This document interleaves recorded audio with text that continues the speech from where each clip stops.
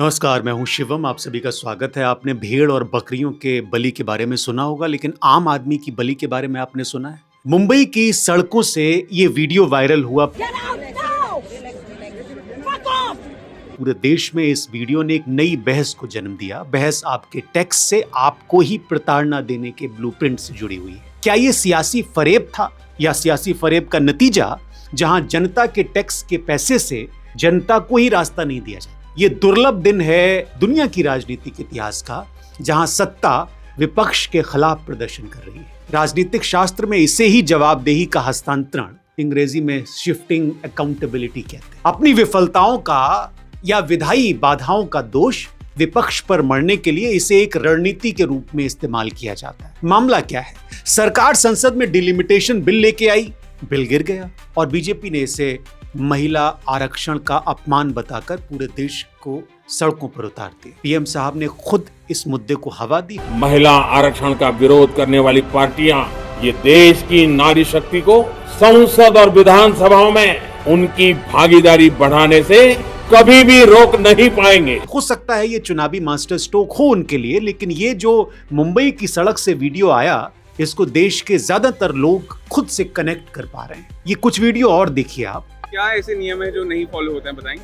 यहाँ पे कोई भी नियम फॉलो नहीं होता है। जैसे सैलरी नहीं बढ़ा रहे हैं, प्लस हर साल में 3 बार वो बढ़ा देते हैं टारगेट। मेरे सामने पीएम नहीं खड़े, मेरे सामने आप खड़े हो। हम आपको जानते, हम आपको जानते, हम पीएम को नहीं जानते, राष्ट्रपति को नहीं जानते, आपको जानते। आप खड़े हो हमारे सामने, आपने रास्ता रोक रखा हमारा।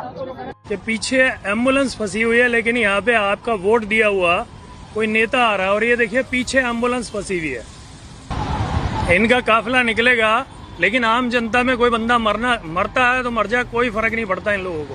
और ये सब करने का पैसा आप और हम ही देते हैं। फिर हम सभी ऐसा होते हुए देखते हैं और चिल्लाते हैं कि ये क्या हो रहा है। जिसको लेकर ये प्रोटेस्ट हो रहे हैं, वो बिल वाकई महिला आरक्षण का था या फिर महिला आरक्षण के नाम पर एक ऐसा सियासी जाल बुना गया जिसमें आम आदमी फंसकर चिल्ला रहा है। और आज हम इस शाही फरेब का ऑडिट भी करेंगे। वीवीआईपी कल्चर, रैलियों का करोड़ों का खर्च और मजदूर का 39 रुपए का इंक्रीमेंट, आज सब एक साथ मैं बताने की कोशिश करता हूं।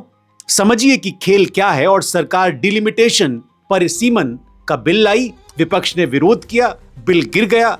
अब सरकार कह रही है कि विपक्ष महिलाओं के खिलाफ है, लेकिन सच ये है कि महिला आरक्षण का रास्ता तो पहले ही साफ हो चुका था। ये बिल तो सीटों के बंटवारे की एक तकनीकी प्रक्रिया थी, पर राजनीति को मुद्दे चाहिए और मुद्दा बनाने के लिए मुंबई की सड़कों को बंधक बना लिया। लाखों की भीड़, करोड़ों के विज्ञापन और वीवीआईपी काफिले।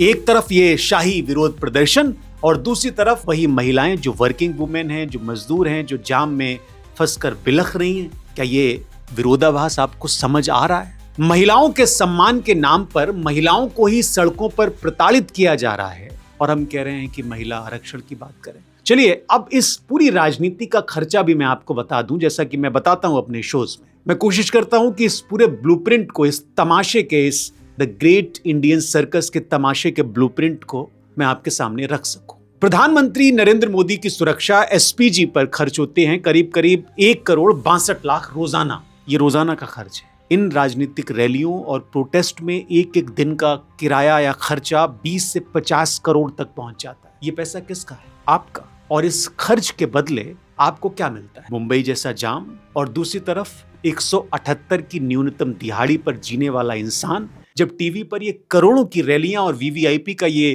तामझाम देखता है तो उसे अपने लोकतंत्र होने पर क्या होता होगा? शर्म या गर्व? सूरत में मजदूरों पर लाठीचार्ज होता है क्योंकि वो घर जाना चाहते हैं। अब नहीं आऊंगा दोस्त, अब नहीं आऊंगा, बता देना।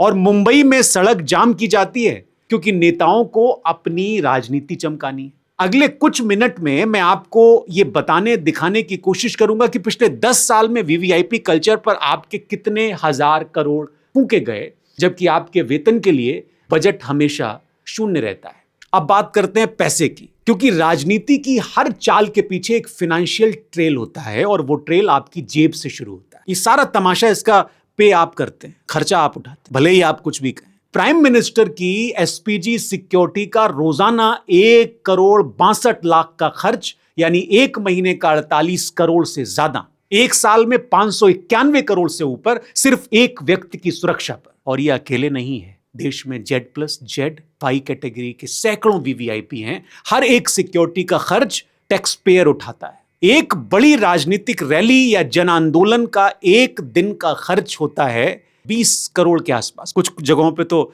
50 करोड़ तक पहुंचता है। अब उसमें क्या क्या शामिल है?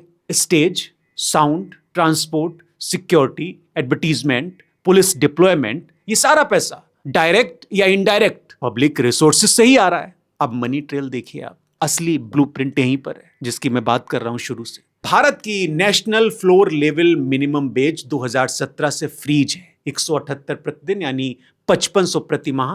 8 साल में एक बार भी रिवीजन नहीं हुई। एंकर रिसर्च इंस्टीट्यूट का 2025 का डेटा देखिए आप, लिखा है कि दिल्ली एनसीआर में डिग्निफाइड जीवन जीने के लिए 23,086 प्रति माह चाहिए, सरकार के हिसाब से 5500 मिलते हैं। गैप 17,586 हर महीने हर मजदूर के ऊपर। प्रोटेस्ट के बाद यूपी ने वेज बढ़ाई 13,690 तक, हरियाणा ने बढ़ाई 15,221 तक।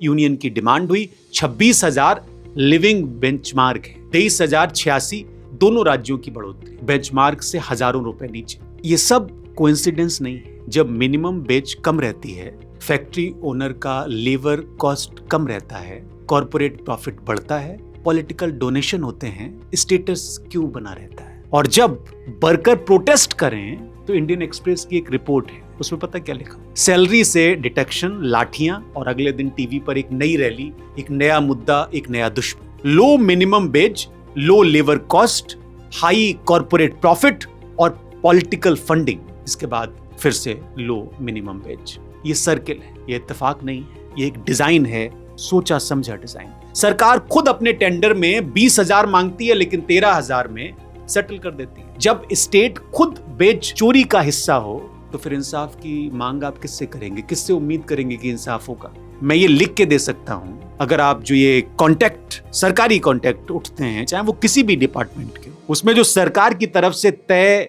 वेतन है और ठेकेदार जो वेतन देता है, उसमें जमीन आसमान का फर्क होता है, और उसमें भी कट कमीशन शामिल है। उस पर एक अलग स्टोरी हो सकती है, और हजारों विक्टिम है उसके, लाखों। एक और एंगल जो मैं आपको बताना चाहता हूं, जो किसी ने ठीक से एक्सप्लेन शायद नहीं किया, कुछ लोगों ने शायद किया। फरवरी 2026 में यूएस इजराइल ने ईरान पर मिलिट्री स्ट्राइक किए। मिडिल ईस्ट में ऑयल और गैस सप्लाई प्रभावित हुई। इंडिया में कुकिंग गैस की कमी हो गई। एलपीजी सिलेंडर की कीमतें जो पहले से एक बर्डन थी और बढ़ गई। आजीविका ब्यूरो की स्टडी बताती है कि माइग्रेंट की जिंदगी शहर में खुद जीना और गांव में पैसे भेजना, दोनों एक साथ। जब गैस महंगी हुई, खाने का खर्च बढ़ा। जब खाने का खर्च बढ़ा, गांव में रेमिटेंस कम हुई। जब रेमिटेंस कम हुई, माँ की दवाएं बंद हुई, बच्चों का स्कूल टूटा। एक जियोपॉलिटिकल डिसीजन हजारों किलोमीटर दूर, और उसकी सबसे ज्यादा कीमत भारत के सबसे कमजोर मजदूर ने चुकाई। और जब वो सड़क पर उतरा तो उसे मिली लाठी, और टीवी पर एक और रैली, एक और नेता, एक और नाटक। और हमारे जैसे लोग अगर बता दें तो इनके गले पे तलवार है कि जेल चले जाएंगे, चैनल बंद हो जाएगा, कुछ फैक्ट चेक हो जाएगा, कह दिया जाएगा कि आप ये क्या दिखा रहे हो, ये सरकार विरोधी है, देश विरोधी, आप दिखा भी नहीं सकते। मैं तो जब भी लिखता हूँ कुछ, बोलता हूँ कुछ, तो मुझे हमेशा डर लगता है योगी जी का, मोदी जी का, कि कहीं हमको निपटा न दें, खासकर अमित शाह जी का, उन्हीं के पास ये मंत्रालय है। आजीविका ब्यूरो की स्टडी जुलाई 2024 से फरवरी 2026 तक अहमदाबाद में हुई, वो ये बताती है कि स्ट्रेन्ड इनकम के नतीजे क्या होते हैं। आपको ध्यान से सुनना चाहिए। पहला, कर्ज, हर महीने नया कर्ज पुराना चुकाने के लिए। दूसरा, 10 लोग एक कमरा, अनहाइजीनिक, ओवरक्राउडेड। तीसरा, हेल्थ केयर का कंप्रोमाइज, बीमार हो गए, बाद में देखेंगे। चौथा, सबसे दर्दनाक, बच्चों को स्कूल से हटाकर काम पर लगाना। वो बच्चा जो कल का इंजीनियर, टीचर, साइंटिस्ट हो सकता था, आज चाय की दुकान पर है, फैक्ट्री में है, और चाय से सरकार को प्यार है। और ये सिर्फ उस परिवार की त्रासदी नहीं है, ये पूरे देश का नुकसान है, और ये इंडिया के ह्यूमन कैपिटल का इरोजन है। अब आप सोचिए, क्या आप इन लोगों पर डेली डिपेंड करते हैं? वो डिलीवरी बॉय जो आपको खाना लाके देता है, सामान लाके देता है, वो सिक्योरिटी गार्ड जो रात भर जागता है, वो वर्कर जो सुबह 6 बजे आपके ऑफिस की सफाई करता है, उनके बिना आपका शहर एक दिन नहीं चल सकता। और फिर भी वो खुद अपनी जिंदगी नहीं चला पा रहे। तो सत्ता का असली ब्लूप्रिंट क्या है? पहला स्टेप, न्यूनतम वेतन फ्रीज रखो, कॉर्पोरेट को खुश रखो। दूसरा स्टेप, जब वर्कर प्रोटेस्ट करे लाठी चलाओ, सैलरी काटो। तीसरा स्टेप, जब मुद्दा असहज हो जाए एक नया इमोशनल नैरेटिव गढ़ो। चौथा स्टेप, जनता को सड़क पर उतारो, असली मुद्दे दफन करो। पांचवा स्टेप, वीवीआईपी कॉन्वॉय निकालो, टैक्स पेयर का पैसा जनता के नाम पर जनता के खिलाफ इस्तेमाल करो। यही है ब्लूप्रिंट, डॉक्यूमेंटेड, रिपीटेड, इफेक्टिव। और इसका जवाब क्या है? पहला, नेशनल फ्लोर मिनिमम वेज को तुरंत रिवाइज करना चाहिए। 2017 से फ्रीज है। 8 साल की महंगाई का हिसाब दीजिए, इन्फ्लेशन इंडेक्स बनाओ, हर साल ऑटोमेटिकली बढ़ना चाहिए। दूसरा, city wise living veg benchmark होना चाहिए। एंकर रिसर्च इंस्टीट्यूट का फ्रेमवर्क मौजूद है इसके लिए। दिल्ली, मुंबई, अहमदाबाद, अलग अलग जगह के खर्च हैं, अलग अलग वेज। तीसरा, 8 घंटे की shift mandatory, over time voluntary हो और डबल पे, कोई इसमें अपवाद नहीं होना चाहिए। डिजिटल वेज स्लिप मैनिपुलेशन बंद होना चाहिए। चौथा, नॉन पेमेंट ऑफ वेज को कॉग्निजेबल ऑफेंस बनाना चाहिए। अभी एम्प्लॉयर पैसे न दे, केस फाइल करो, कोर्ट जाओ, साल बीत जाए, कोई पूछने वाला नहीं है, पुलिस खुद एक्शन ले, ऐसा होना चाहिए। पांचवा, पोर्टेबल सोशल सिक्योरिटी, पीएफ, बीमा, स्टेट बदलने पर भी साथ रहे और भी कुछ सहूलियत मिलनी चाहिए। और सबसे जरूरी, सरकार खुद अपने टेंडर्स में 20,000 की गारंटी दे। जब स्टेट फेयर वेज का एग्जाम्पल बनेगी तो जाहिर सी बात है कि प्राइवेट सेक्टर को फॉलो करना। लिविंग वेज जो होता है ना, ये चैरिटी नहीं है, ये एक इकोनॉमिक इन्वेस्टमेंट है। भूखा, थका, टूटा मजदूर क्वालिटी नहीं दे सकता। फेयर वेज मतलब कम एट्रिशन, बेहतर आउटपुट, मजबूत इकोनॉमी। ये बिजनेस सेंस भी है और इंसाफ भी है। एक ऐसी व्यवस्था जो जनता के नाम पर चलती है लेकिन जनता के लिए नहीं। भारत की असली जीडीपी वो नहीं है जो शीट पर दिखती है, एक्सेल सीट पर। असली जीडीपी इन करोड़ों हाथों ने बनाई है। अगर ये हाथ टूट गए तो शहर भी टूट जाए। सोचिए और नीचे कमेंट करके मुझे बताइए, क्या ये ब्लूप्रिंट आपको दिखता है या अभी भी अगली रैली का इंतजार कर रहे हैं? फिलहाल मुझे इजाजत दीजिए, कल फिर किसी स्टोरी के साथ आपसे मुलाकात करूंगा। इतनी सारी चीजें घट रही हैं, मुझे बताना पड़ता है कि क्या हो रहा है। बहुत शुक्रिया।